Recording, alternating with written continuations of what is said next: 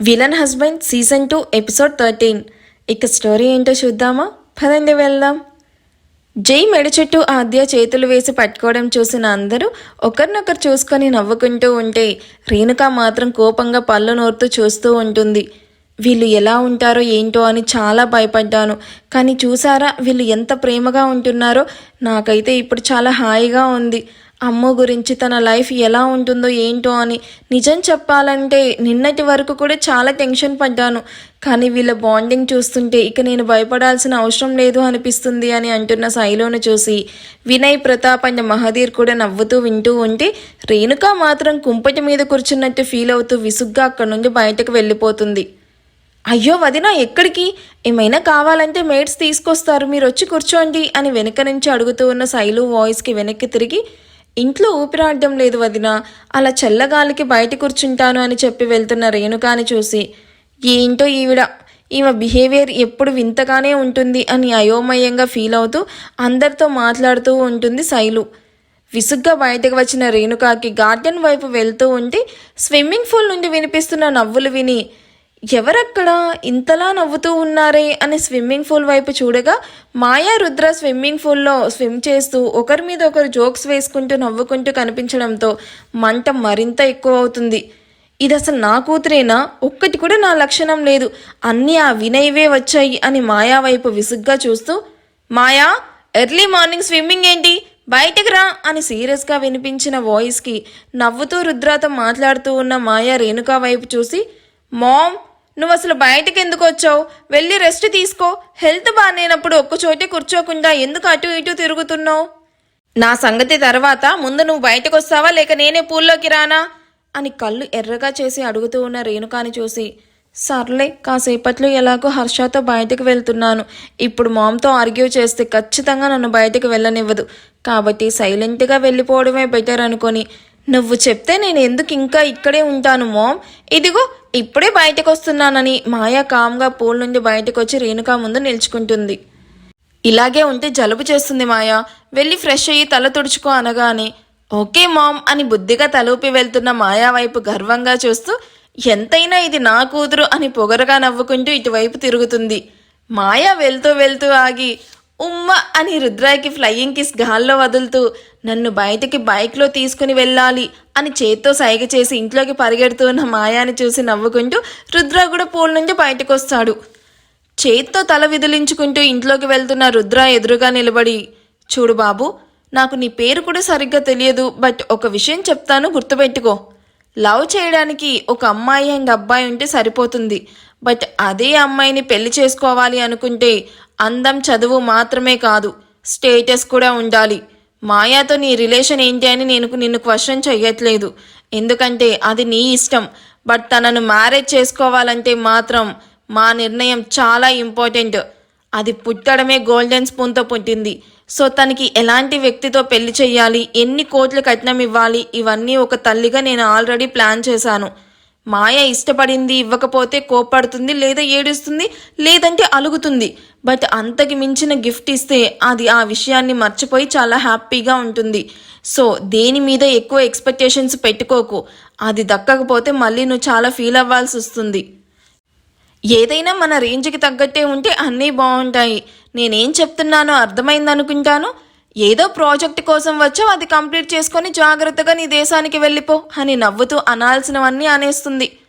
Aunty, మీరు ఇంతసేపు మాట్లాడారు కదా, నేను ఒక్క క్వశ్చన్ అడుగుతాను, జెన్యూన్గా ఆన్సర్ ఇస్తారా?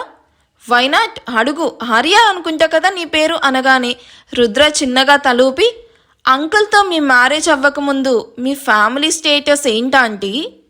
రుద్ర క్వశ్చన్కి రేణుకాకి చంప చెల్లుమని కొట్టినట్టు ఫీల్ అవుతూ రుద్ర వైపు సీరియస్గా చూస్తూ ఉంటుంది తప్ప నోరు తెరవదు. అదే ఆంటీ, మీరు అంకుల్కి సెకండ్ వైఫ్ కదా. అంకుల్ వైఫ్ సంధ్య గారు చనిపోయాక అంకుల్ ఆఫీస్లో వర్క్ చేస్తూ ఉన్న మీ అన్నయ్య వల్లే కదా మీరు ఇంటికి కోడలవ్వగలిగారు. కలలో కూడా అంకుల్ పక్కన నిల్చుకోవడానికి అర్హత కూడా లేని మీరు ఇవాళ అంకుల్తో ఎంత హ్యాపీగా ఉన్నారు.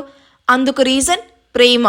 ఎస్, మీరు అంకుల్ని ట్రూగా లవ్ చేశారు కాబట్టే డెస్టినీ మిమ్మల్ని కలిపింది. కాబట్టి ప్రేమకి స్టేటస్తో పని లేదు. మీరు అనవసరంగా టెన్షన్ అవ్వకండి.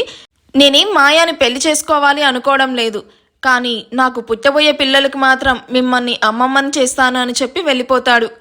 వీడికి ఏమైనా పిచ్చా? వీడి పిల్లలకి నేను అమ్మమ్మ అవ్వడం ఏంటి అని చిరాగ్గా మూత తిప్పుతూ, వీడితో జాగ్రత్తగా ఉండాలి, నేను తెలివిగా మాట్లాడితే వీడు నాకు అతి తెలివిగా చెప్పుతో కొట్టినట్టు ఆన్సర్ ఇచ్చాడు అని మొహాన్ని సీరియస్గా పెట్టుకొని వీళ్ళేం చేస్తున్నారో ఏంటో చూడాలి అని ఆద్య అండ్ జైల కోసం తిరిగి ఇంట్లోకి వెళ్తుంది. రుద్ర అన్నది మా నత్తకు అసలు అర్థమే అవ్వలేదు. అయ్యుంటే అక్కడ రచ్చబండ ప్రోగ్రామే పెట్టేసి ఉండేది.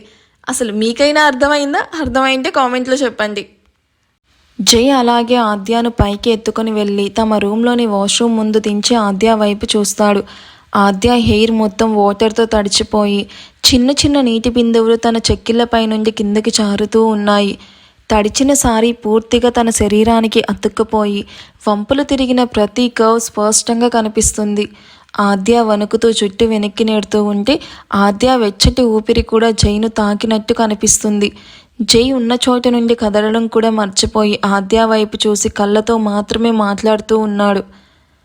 జై ఆద్య వైపు ఇంటెన్స్డ్ లుక్తో చూస్తూ, నీ చీర మీద పడిన ప్రతి చుక్క లోపలికి జారిపోయే ముందు 2 సెకండ్లు నన్నే చూసి నవ్వుతున్నట్టు ఉంది.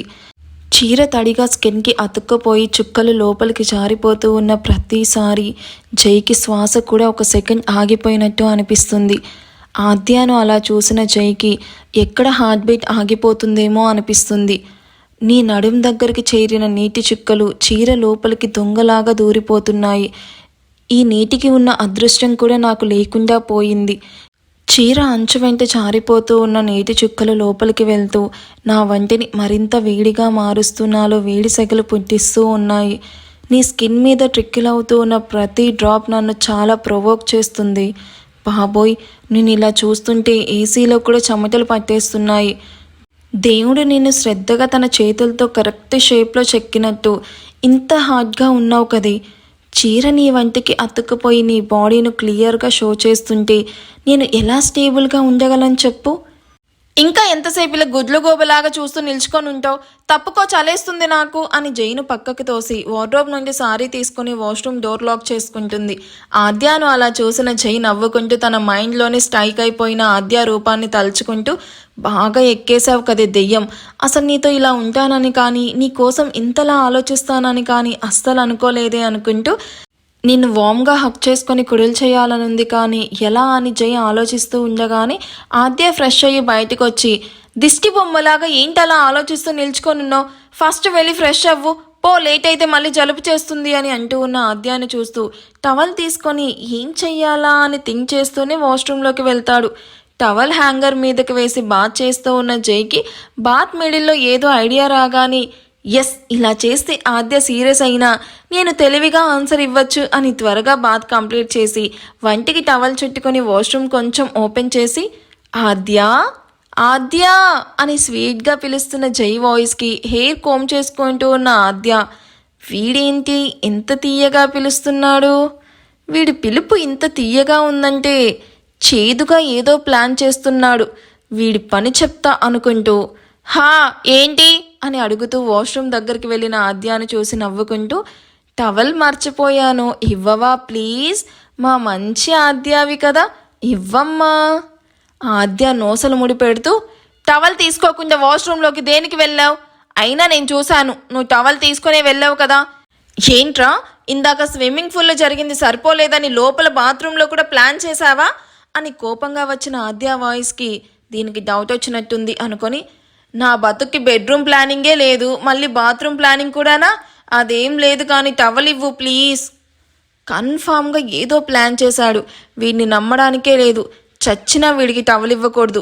ముందు నేను ఇక్కడి నుంచి వెళ్ళిపోతే బెటర్ అనుకొని ఫాస్ట్గా మాన్యా రూమ్ వైపు వెళ్ళిపోతుంది. అది తెలియని జై, ఆద్య ప్లీజ్ రా, టవల్ ఇవ్వు, నా బుజ్జు కుక్క పిల్లవి కదా, ఇవ్వమ్మా అని తెగ గారం చేస్తూ ప్రేమగా పిలుస్తూ ఉంటాడు. వీళ్ళు ఎంతసేపటికి బయటకు రాకపోయేసరికి ఏం చేస్తున్నారు వీళ్ళు అని బెడ్రూమ్ లోపలికి వచ్చిన రేణుక జై వాయిస్కి పళ్ళు పటపటా కొరుకుతూ, ఆగరా నీ పని చెప్తా అనుకుంటూ టవల్ వార్డ్రోబ్ నుండి బయటకు తీసి అని ఆద్య టవల్ ఇస్తున్నట్టుగానే నోటితో సౌండ్ చేసి డోర్ నాక్ చేస్తుంది. వచ్చింది ఆద్య అనుకున్న జై రేణుక చేయి పట్టుకొని తనను బలం కొద్దీ వాష్రూమ్లోకి ఫోర్స్గా లాగేస్తాడు.